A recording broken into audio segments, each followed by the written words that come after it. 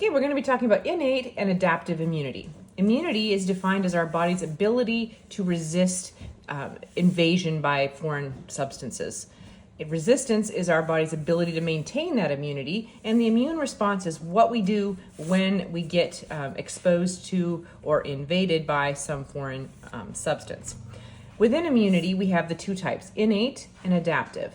Innate is something that works the same way with every single pathogen. It's there to begin with. It doesn't care what kind of foreign material it is. It always reacts and always protects in the same basic way. Adaptive immunity, on the other hand, relies on having had a previous exposure, and then it develops a very specific response to an exact pathogen. So something that is, gets into your body once, we figure out exactly what it's like, we identify it, and then we create a whole arsenal of adaptive responses that are going to be specific to that one type of antigen. And an antigen is like a protein or a marker on a specific foreign entity that tries to get into our body, and we recognize that little antigen on its surface, and we can mount an adaptive response to it if we're exposed to it a second time. Okay, so we're going to dive into the process of lymphocytopoiesis, meaning the making of lymphatic cells. So lympho meaning, of course, the lymphatic system, cyto cells, poiesis, to make. So the making of lymphatic cells. We start off in bone marrow with hemocytoblasts. Hemo means blood, cyto, of course, cell, and blasts means like precursor cells. So these hemocytoblasts are hanging out in the bone marrow. They begin to divide as we need them to. So there's two ways they can go. One way, they will divide into lymphoid stem cells, and under the influence of interleukin 7, okay, which is a hormone produced by cells that are needing help, essentially. So we are influencing or needing the immune system, so it helps enhance the immune response. B cells will be produced. So B cells are produced in response to interleukin 7 under lymphoid stem cell as they produce. Then, if the interleukin 7 isn't predominating, then the other option is for them to become NK cells or natural killer cells. So the hematocytoblasts that become lymphoid stem cells and stay in the bone, staying in the bone here is important, then they have these two options. If interleukin 7 is present, they'll become B cells. If the interleukin 7 is not as dominant at that time, then they'll become natural killer cells. Natural killer cells are part of surveillance, immune surveillance.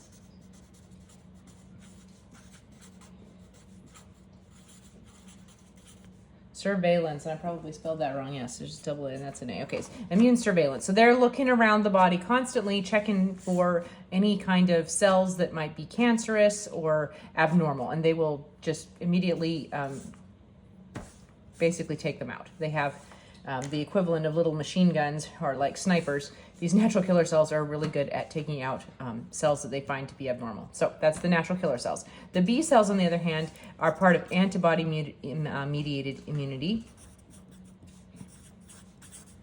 Antibodies-mediated immunity.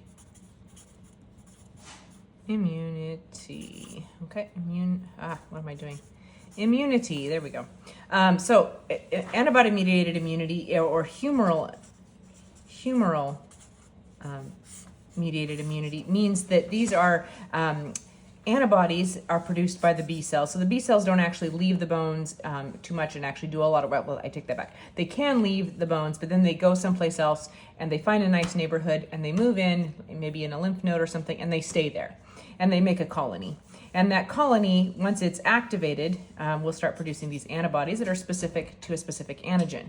And those antibodies are then released into the plasma, into the lymph, and that helps, and we'll look at that specifically, but they're basically like little proteins. They're not living cellular components at all. They're just little proteins that go out, and they're like little tags that attach specifically to the antigens that they are designed to capture, essentially. And once they have bound with those antigens, they will mark them for destruction. So then macrophages and other things in the immune system can catch those easier and eat them, essentially. So the antibodies are a really important part of marking the bad guys and allowing them to be more easily captured by other phagocytic cells in the body.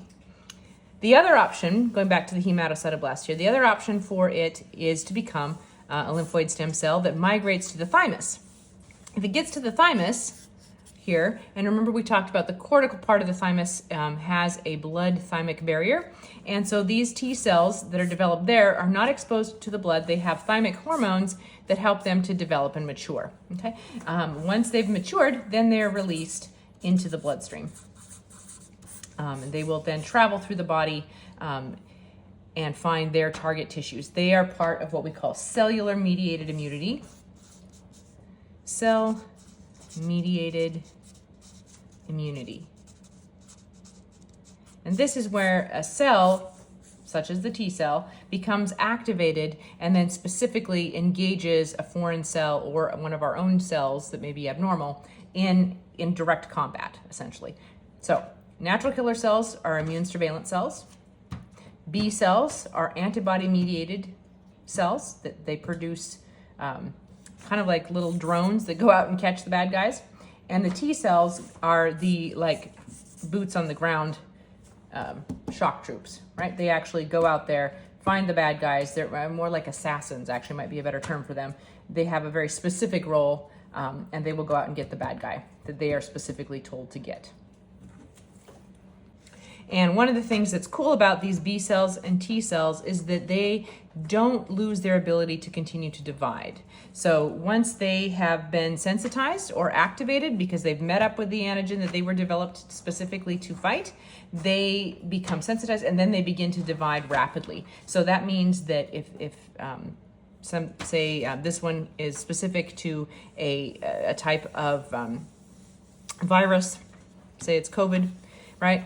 So if COVID gets back into your body, these T cells that are specific for fighting COVID are going to divide. They're going to form little colonies and they're going to divide very, very rapidly and create an entire army, essentially, to go out and fight the COVID that has gotten into your body very, very rapidly. So that's a special thing about these cells, is that they don't stop dividing like other tissues do as they mature.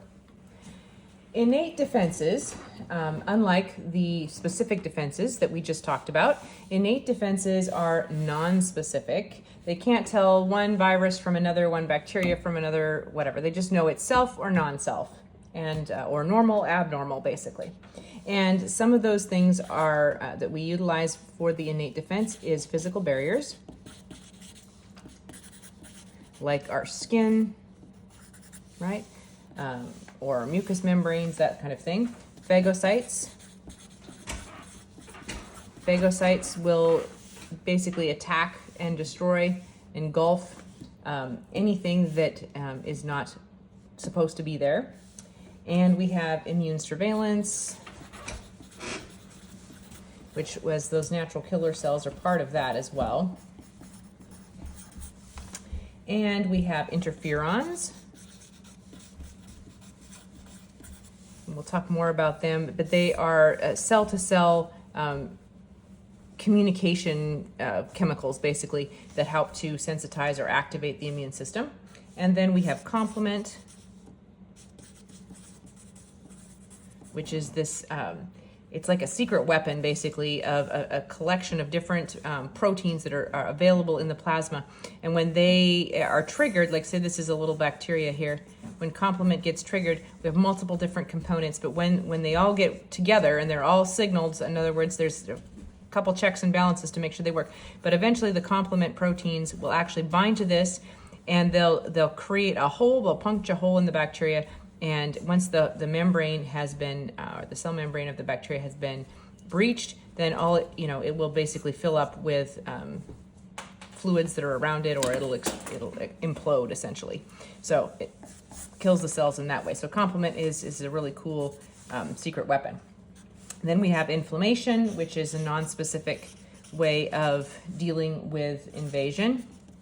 And inflammation, as we know, involves heat, additional circulation, swelling. It stimulates immune responses to come to a localized area, and fever. Fever is important because we are these great multicellular organisms that can handle a little bit of extra stress. But little bacteria that can only live at certain temperatures, when you get that temperature going up, they die very quickly. So fever can be very helpful when you're dealing with tiny unicellular organisms that can't survive outside of very narrow margins of temperature. Going back to the phagocytes, we just need to list them off here. The phagocytes are those other white blood cells that we've talked about before, but they include macrophages. They include neutrophils. Eosinophils,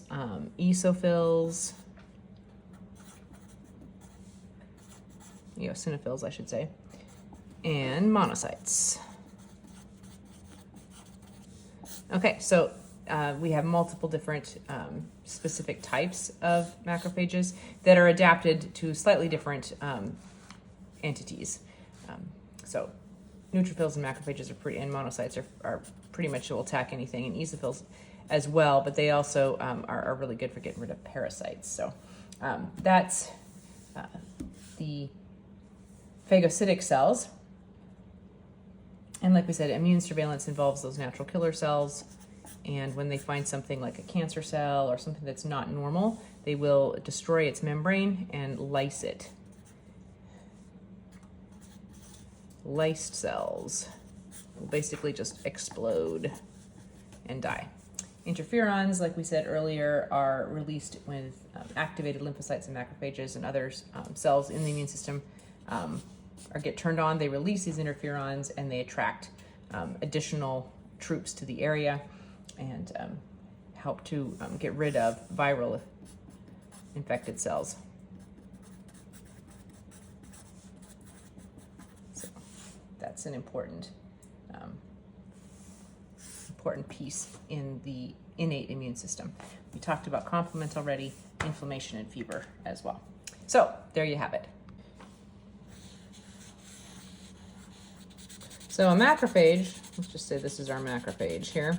Macrophages can do a couple different things. Once they're activated, and we'll talk about how they can be activated here in a little bit, but once they've basically recognized that something is foreign and they need to get rid of it, we're gonna make our little foreign thing here. My favorite way of drawing bacteria. So they've recognized this bacteria as a bad guy. So they're going to sneak up on him, and they can do a few different things. They can engulf him. They could just wrap around him here and bring them into their cell. They would create a little vacuole around it, and it would be in the macrophage's cytoplasm. A lysosome or a little organelle inside the macrophage would then bind with this, and it would be full of these like digestive enzymes here. My marker decides to die right now. Little digestive enzymes here. And they will fuse with this vacuole that has the bacterium in it, or the foreign substance, and then these digestive enzymes will then, without destroying the macrophage at all or hurting the macrophage, will digest and destroy this bacteria. And then they will just spit out what's left and get those whatever proteins or whatever was useful in that recycled. Okay, so the macrophage can engulf it and eat it, or it can just grab onto it. So in this case here, let's say it just basically grabs it, sticks to it, and prevents it from getting around and infecting other things, and allows other macrophages or other cells or complement, something along those lines, to come along and destroy it. Or it can release, so here's another one, here's another bacteria here. It can basically shoot toxins at it.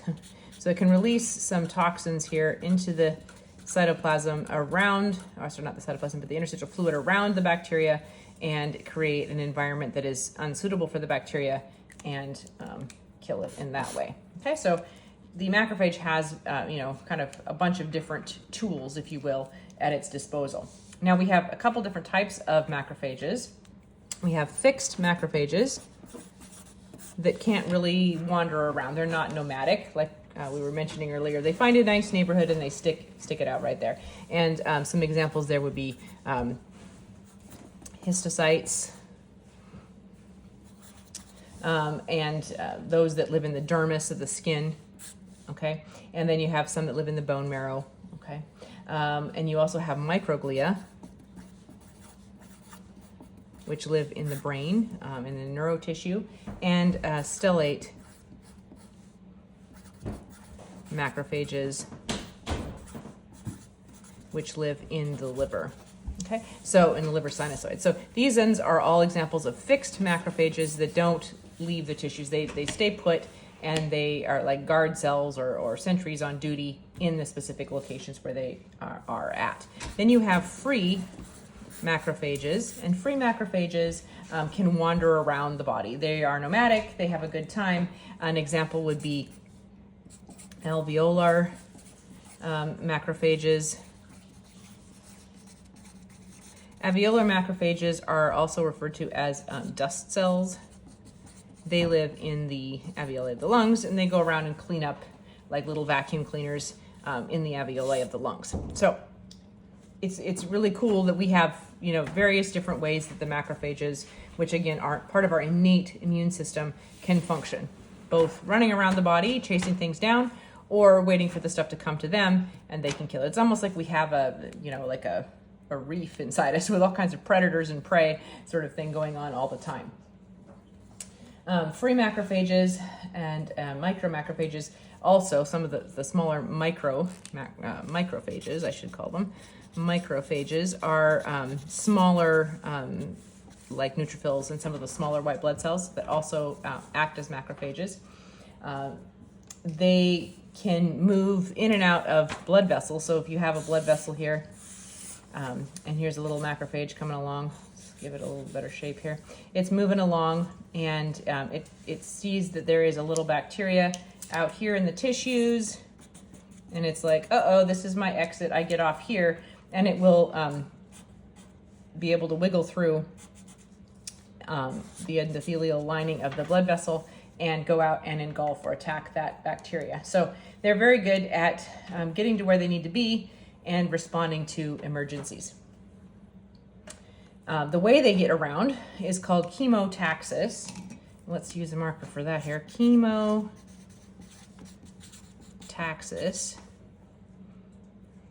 And chemotaxis is its ability to follow the chemical trails of either cells in distress or foreign cells or bacteria, viruses, etc. that get into the body. So it can sense that this guy's been leaving kind of a trail, and so it's going to follow the trail and it's going to get rid of it.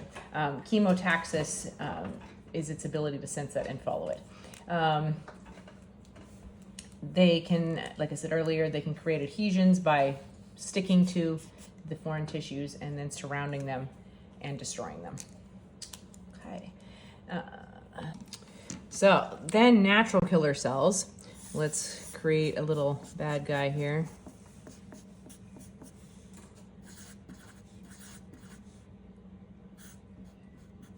Okay, so here's our bad guy, okay? And here is our natural killer cell. Natural killer cell. Aha. He sees the bad guy here. He sticks to him. He recognizes the antigens on its surface and he binds to it, holds it here, okay? Then inside the natural killer cell, the Golgi apparatus, if you remember from previous chapters, the Golgi apparatus in here is a organelle that is going to produce substances that we need to function with. So it activates the Golgi apparatus to create perforins.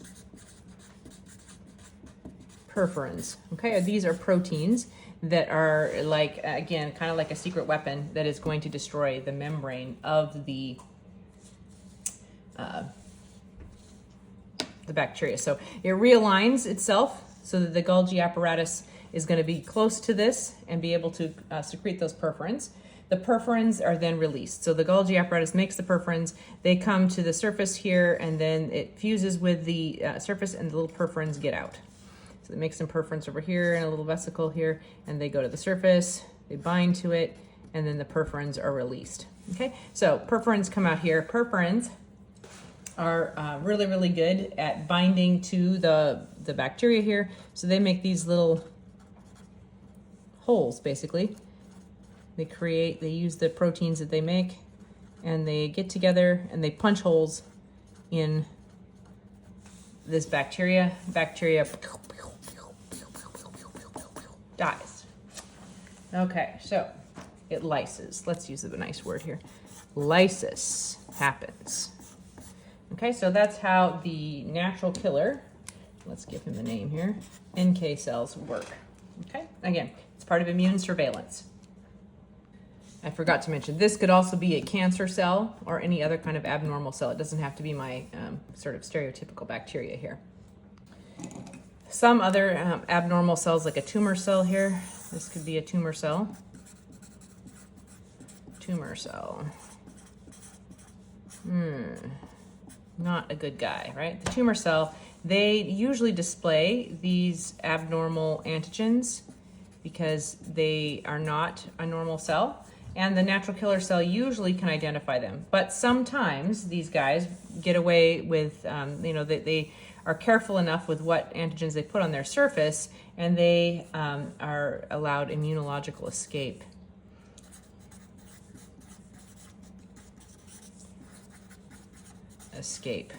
Based on the fact that they don't display enough of the abnormal antigens, or our immune system is too suppressed to deal with them, and they manage to slip past all of our defenses. So that's a problem, because normally, again, they would have these antigens which are called tumor-specific antigens that are recognized by the natural killer cells. Okay, when that doesn't happen, though, then they do escape sometimes. And so ideally, like all of us have some cancer cells growing in our bodies, maybe all the time. But normally, these happy little natural killer cells are taking care of them, and we never even know about them. However, when our immune system doesn't have enough support, or when these tumor cells manage to mutate in such a way that they are able to escape, then we can have them develop into tumors and into cancers. A third situation might be you have a normal cell, but remember those viruses that we talked about earlier. The virus has injected its RNA in here, and we have viral RNA being produced. So this has become a virus factory here. So little viruses are being produced all over the place in here. And what happens is the cell says, I got to warn everybody. I got to warn people. So they start putting some of the viral proteins on the outside of their cell here, on their membrane, to warn other cells, saying, hey, I'm infected. And our NK cells are really good at recognizing that and destroying viral infected cells as well. So again, foreign cells, immunologically compromised cells, or tumor-specific cells, tumor cells, bad guys, or viral cells, or viral infected cells, can all be recognized by our natural killer cells and taken out. So we've got interferons, are another part of our innate immunity, and interferons are cytokines. Cytokines are a type of cellular messenger, so it's like one cell can signal another cell near it via use of a cytokine, a little chemical messenger basically that goes from one cell to another and triggers a response in the next cell. So interferons, we have multiple different types. They're usually produced by activated lymphocytes or macrophages or infected cells. Then they help to trigger the production of antiviral proteins. So they don't actually directly kill the viruses, but they're like little stop signs that warn the cells not to replicate those proteins anymore. So they stop viral replication. So if an infected cell has viruses in it, instead of being a factory for more and more and more viruses, it is just destroyed by macrophages instead, and the viral infection can be stopped using interferons. Even though the interferons themselves can't kill an active virus, they can prevent more viruses from being made. So we have alpha interferons, beta interferons, and gamma interferons.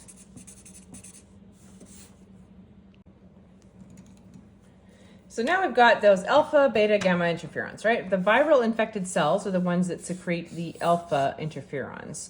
They're like, hey, help!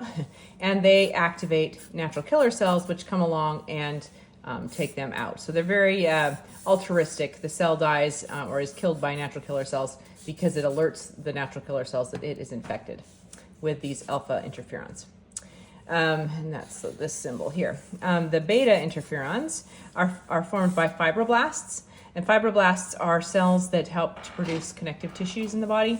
So when those connective tissues get infected and start getting swollen, etc., a way that those fibroblasts can kind of mediate that inflammation and prevent it from getting out of control is to release these beta interferons, which slows the inflammatory process. So it has a kind of damping effect on the inflammatory process, which is important because inflammation can itself cause damage if it gets out of control. Then gamma interferons here are secreted by T cells and natural killer cells, and they help to bring in the big guys, kind of like calling in the tanks, and increase macrophage activity once they have been activated by running into some kind of a infected cell or a cancer cell, that sort of thing. Okay, so another part of our incredible innate immune system is the complement system. And the complement system is made up of 30 or more plasma proteins that are, again, present in the blood plasma, minding their own business, doing their own thing until they're needed. Once they're activated, they have 3 different pathways that they can use to cause lysis of a bad guy cell, right, or an antigen. So classical pathway, the lectin pathway, or the alternative pathway. And all of these pathways kind of lead to the same thing, but to begin with, we're going to go over the classical pathway here.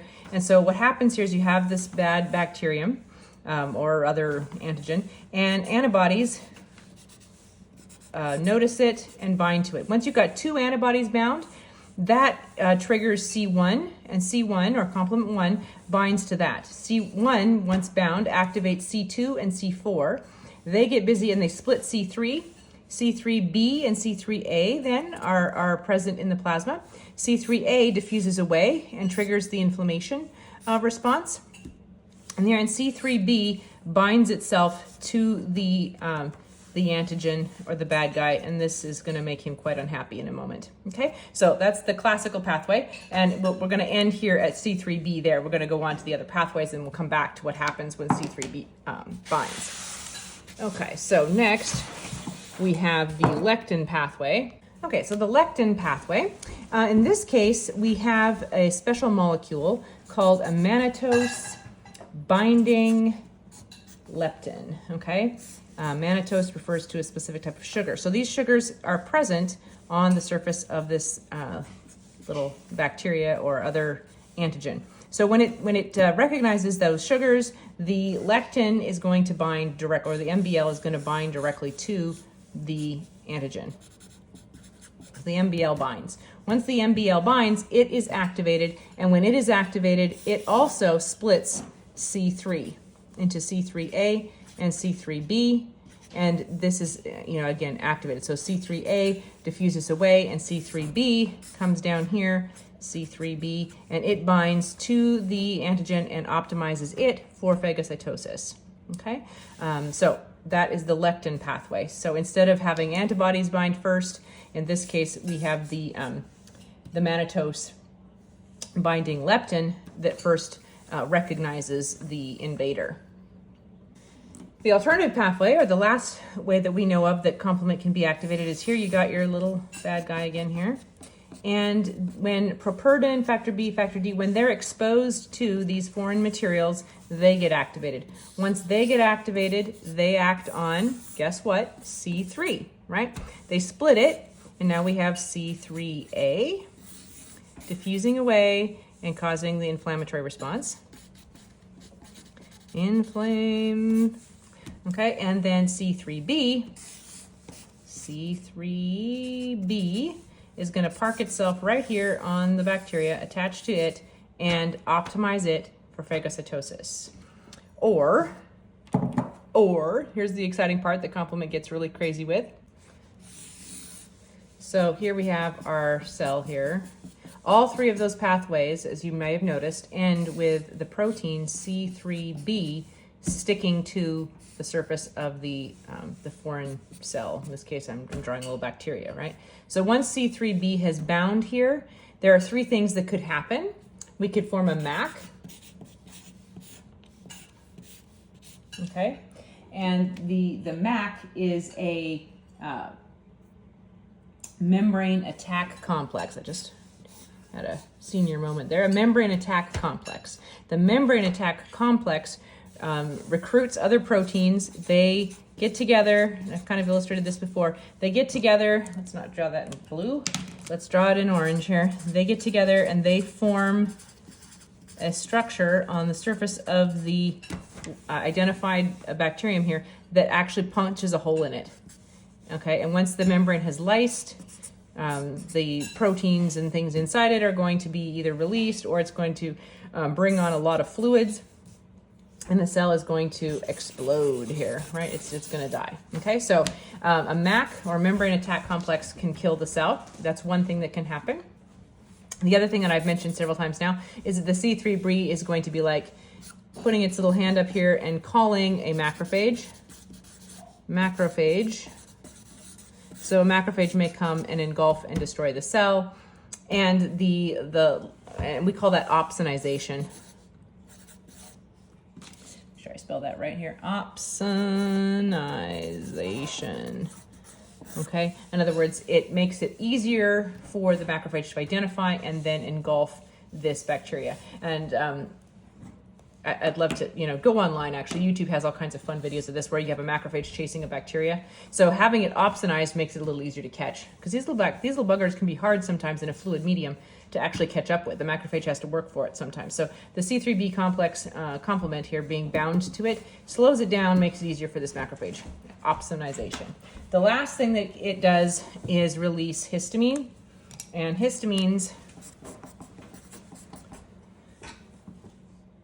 here we go. Histamine is really going to increase inflammation in general. And inflammation in general is bad for these bacteria because it's going to bring lots of white blood cells to the area. It's going to increase the temperature of the area, and it's going to create a hostile environment for these bacteria. So, all in all, complement has a wonderful effect in terms of helping us with our innate immunity. And again, complement are plasma proteins present in the plasma all the time. And when they come into contact with foreign substances, either with antibody-mediated system or the lectin system or the alternative route that we just described, eventually C3b binds, and then a MAC complex can form, which will lead to lysis of the cell. Macrophages will be brought to the area, and histamine will be released. So all in all, we get a pretty good response in terms of getting rid of those invaders. So our last thing we're going on, not quite last, but next, the second to the last thing we're going to talk about in terms of innate immunity is inflammation. And inflammation has some cardinal signs, which you've maybe heard before: redness, swelling, heat, and our favorite, pain. Okay, so these are the cardinal signs of inflammation. So whenever there's tissue damage or there's infection, these 4 signs are usually going to show up pretty quickly. The effects of inflammation are to help increase temporary repair and prevent additional pathogens from getting into the wound. It's going to slow the spread of those pathogens, and it's going to mobilize a response in the immune system to help overcome and fight the pathogens that might be getting into our tissues. So some of the things that happen with inflammation in terms of, like once this has happened, the next steps that you may notice are necrosis of tissues. In other words, we actually cause death to infected tissues. Pus might accumulate, and pus is basically our kamikaze white blood cells that die in the process of phagocytosing other things, other invaders. So they die in the fight. So they are our dying warriors. And then an abscess can also form if the infection or the inflammation is occurring quite a ways below the surface of the skin. Sometimes it gets blocked off inside the body, and it may form an abscess. Eventually, that usually tunnels to the surface and can be release those necrosis and pus waste products. But sometimes it needs to be assisted in getting rid of that. Okay. So let's say this is our little tissue here. We have little hairs on it here. Okay, so we cut our fingertip, let's say, okay? So there's a breach in the tissue here, and our initial reaction is to have some chemical changes in this, this tissue, right? We're going to have chemical changes in this interstitial fluid. Bad stuff's going to be able to get in here. That's going to cause mast cells to be activated. They're going to release histamine and heparin. And these are going to attract additional immune cells to the area and get that inflammation process started. So next, that's going to cause our heat, redness, pain, and swelling, because heparin and histamine cause vasodilation. So let me get a red marker here. The little blood vessel that's coming along here is going to get wider and bring much more blood into the area. So we have a lot more blood flow coming, okay? And that's going to increase these four factors just because more blood is coming to the area. The blood will also form a clot eventually. Like initially you'll have some bleeding, and then it'll say, hey, that's too much blood loss, and a clot will form. And the clot's going to sort of start the initial processes of healing. Healing can start once that clot has formed, okay? It doesn't mean that there won't be some extra blood flow around this area, though, even though the clot prevents blood from escaping here. We'll keep the blood in, but blood flow to the area around it where infection might be occurring is going to continue. So the heparin and histamine are crucial to allowing blood flow to the surrounding tissue to prevent infection from spreading. Then we're going to have the phagocytic response as well. So phagocytes are going to be coming. Phagocytic response here. Yeah, that was supposed to be Y. The phagocytic response is coming in here, and those phagocytes are going to be neutrophils and macrophages, and they're going to stimulate fibroblasts, and we're going to get some healing happening here, but we're also going to be forming some of that pus, and we're going to cause some necrosis as we destroy cells that have been a problem. So that's going to be part of getting, again, the specific immune defenses activated as well. Because specific antibodies may have come into our system, right? Specific bacteria. So the specific immune response will happen as well. Lots of white blood cells will be coming. That will be forming the pus and the necrosis, possibly an abscess. Okay, so that phagocytic branch of things is going to happen there. All of these things do, though, eventually lead to tissue repair. Okay, so as the process continues, we end up being able to repair the system. Okay, so inflammation, well, initially it causes some discomfort. The redness, the swelling, the heat, the pain is really part of initiating the healing process. So those are pretty common symptoms. I'm sure everybody has experienced them, but it's just kind of nice to see what the actual mediating factors are that cause those symptoms. Fever is our last innate response that I'm going to talk about. Body temperature is usually 37.2 degrees. I should take that back. Anything over 37.2 degrees or 99, this is degrees Celsius, or 99 degrees Fahrenheit, this would be considered a fever, okay? That is abnormally high temperatures for our bodies, since normally we're like 98 degrees, 98.6 degrees Celsius. So if you go up to these temperatures, we now have a fever. And that is going to increase our metabolism.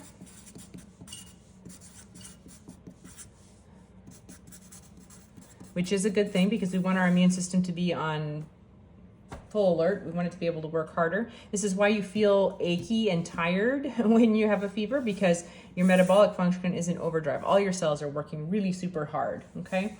So it increases defenses.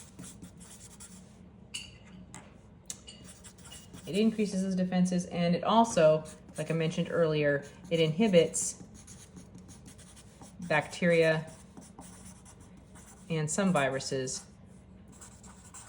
because they can't take the heat, okay? And they're just unicellular guys that get knocked off pretty quickly. So fever is a very useful way to fight off infection as well.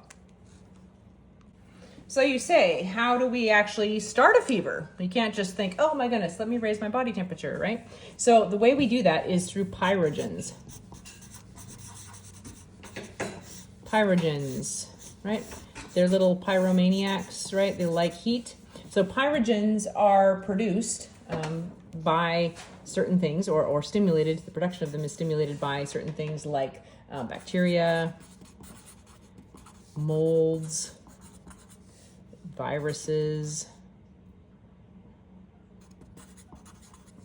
Did I spell that right? Viruses, there we go.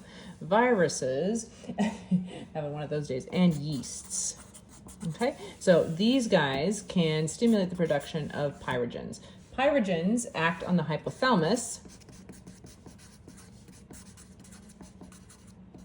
If you remember the hypothalamus, our good friend from the central nervous system, that regulates our body temperature. So usually we have this set point, right, of 98.6 degrees Celsius, right? That's what we normally would have as our set point. But the hypothalamus says, oh, pyrogens are present, and this means that we need to reset that. So it's going to reset your temperature. And it's going to say, no, actually our set temperature now for our body should be 99 degrees Fahrenheit. And when it does that, you're just going to start feeling cold. This is why we start shivering, because your body feels cold, because now, instead of feeling nice and warm at 98.6 degrees, you actually feel really cold there. So your body starts to shiver and pump up the metabolic processes that heat your body back up. So you heat yourself up to 99 degrees, and then you're like, okay, that feels better for a moment. And then your hypothalamus says, oh, there's still pyrogens, and it bumps this up, right? And so it says, no, let's make it 100 degrees Fahrenheit. And then you feel cold again, right? So it's one of those, fever and chills things. That's what's happening. Your hypothalamus is saying there's still pyrogens, so it resets the temperature. More pyrogens resets the temperature, and it keeps going up and up until it kills off the initial initiators of the pyrogens, right? So this is a cycle that continues until we can kill off the bad guys.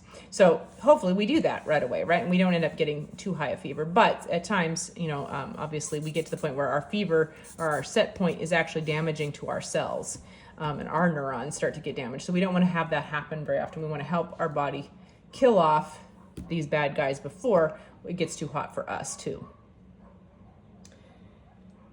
So some of these endogenous pyrogens are interleukin-2. Sorry, I said that wrong. Interleukin-1, interferons. We talked about where those all come from. And tumor necrosis factor can actually do this too.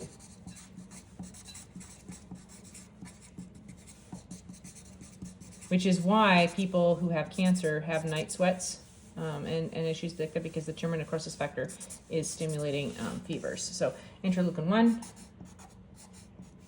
okay, interferons produced by various immune cells, and tumor necrosis factor. All of these can act as pyrogens. And of course, exposure to these guys can release these, right? So the pyrogens accumulate, affect the hypothalamus, and start the whole fever cycle for us.